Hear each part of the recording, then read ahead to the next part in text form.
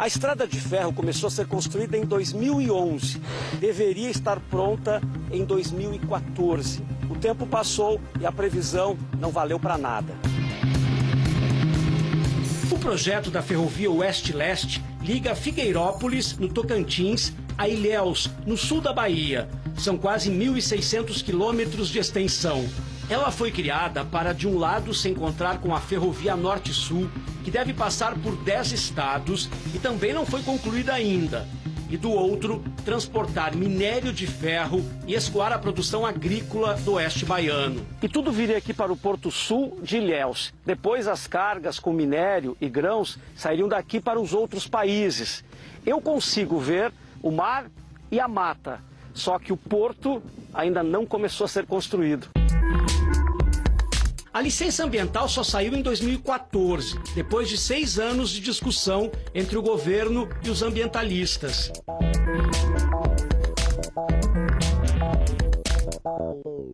O desembargador Fábio Prieto conhece bem este impasse, que quase sempre chega aos tribunais e contribui para atrasar as obras em todo o país. Você tem uma sobreposição.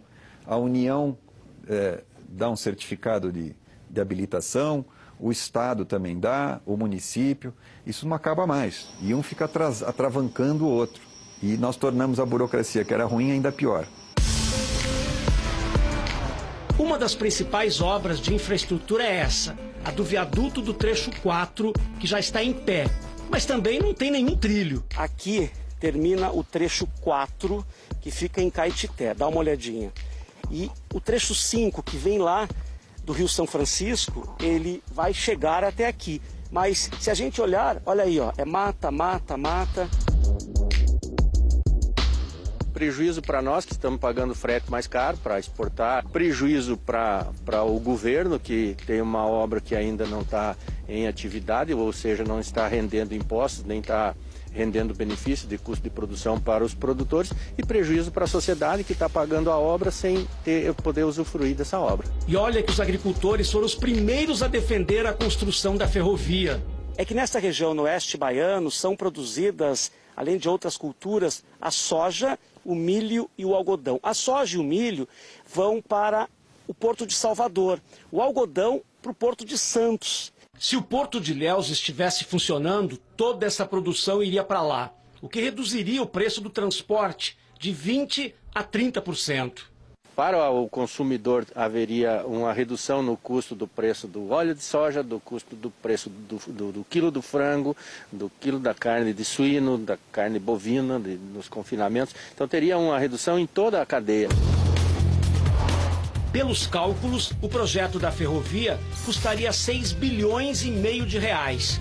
Mas quanto mais demorada a obra, mais cara fica. Não há recurso hoje para a gente aplicar na ferrovia e terminar a obra. Então qual é a estratégia? É trabalhar com iniciativa privada. Nós estamos estruturando uma concessão. Eu acredito que é uma licitação que pode ocorrer no primeiro semestre de 2019, mais tardar no início do segundo semestre de 2019. Repare só quantas casas abandonadas. Muita gente tem medo agora de subir, teve assaltos mesmo esses tempos atrás. É um quarteirão inteiro, em meio ao centro comercial do bairro da Penha, zona leste de São Paulo. Um quarteirão fantasma, de uma história que dura quase 5 anos. Estamos abandonados, por todos, e pagamos os nossos impostos.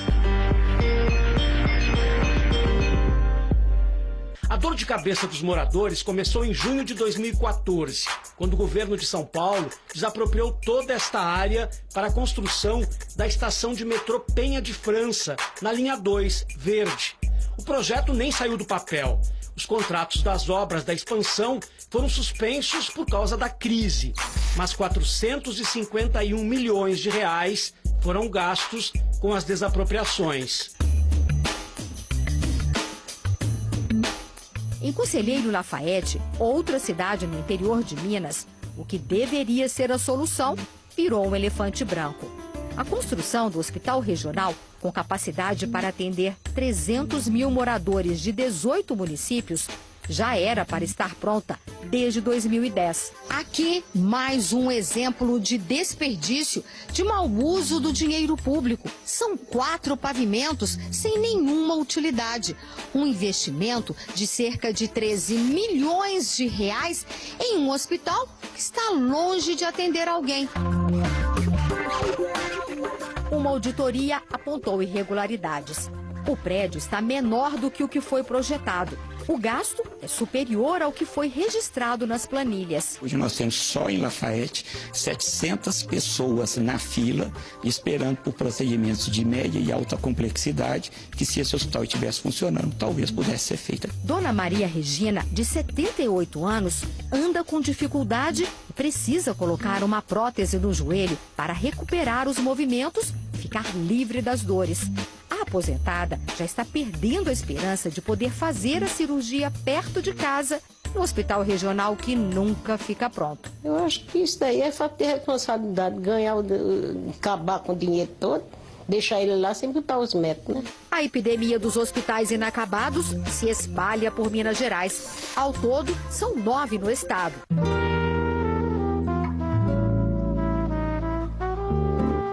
Aqui deveria funcionar uma estação de metrô.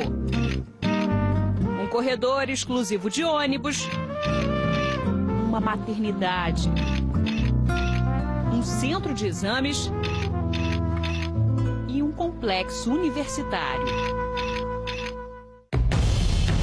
Todos os empreendimentos, no entanto, viraram canteiros de obras paradas, símbolo e consequência da crise financeira e política que drenou os cofres públicos nos últimos anos no Rio de Janeiro.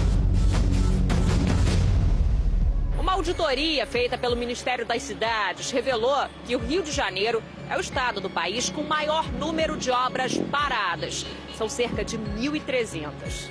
Uma delas está logo aqui atrás, o Museu da Imagem e do Som, que abrigaria a memória da música e do cinema brasileiros. A construção começou em 2010 e a previsão de conclusão era na Copa do Mundo em 2014. Depois passou para a Olimpíada de 2016.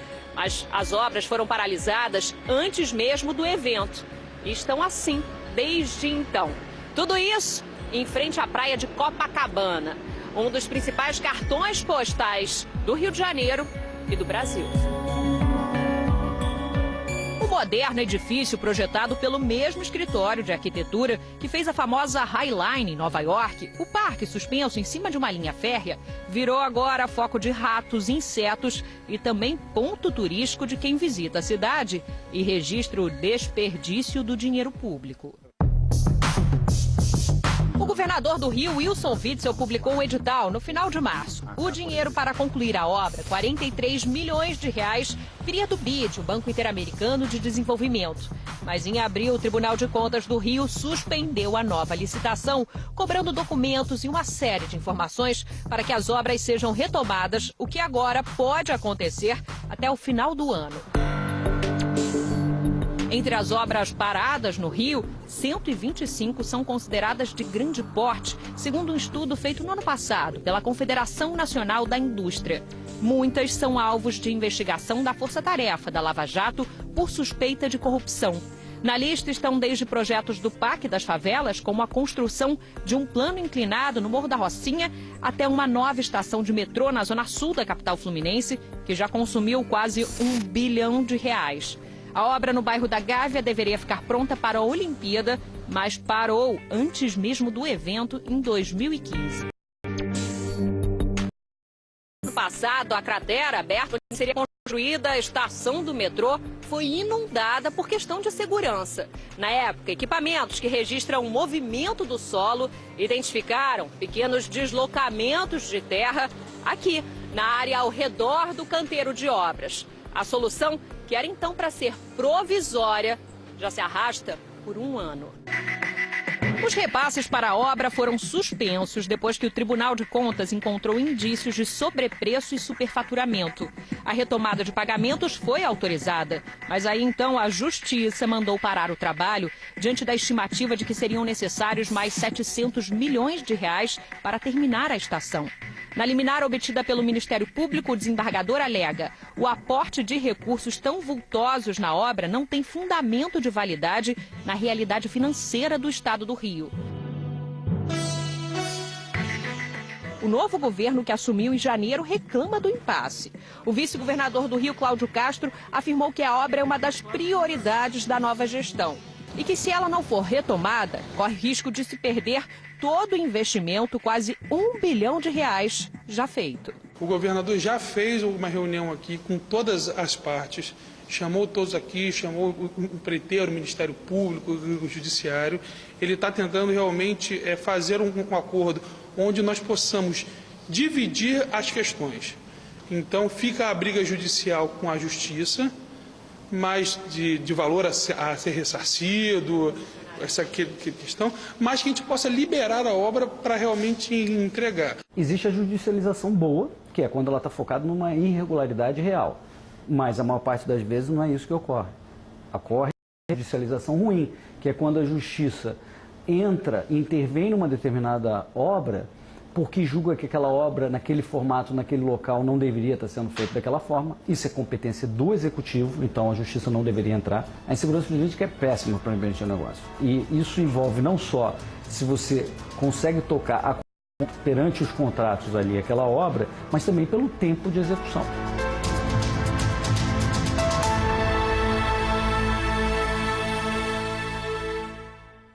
País com as maiores reservas de petróleo, Venezuela sofre com falta de gasolina e motoristas enfrentam longas filas para abastecer. Ex-líder da guerrilha colombiana é preso novamente, acusado de participação no narcotráfico. Daqui a pouco, no Jornal da Band.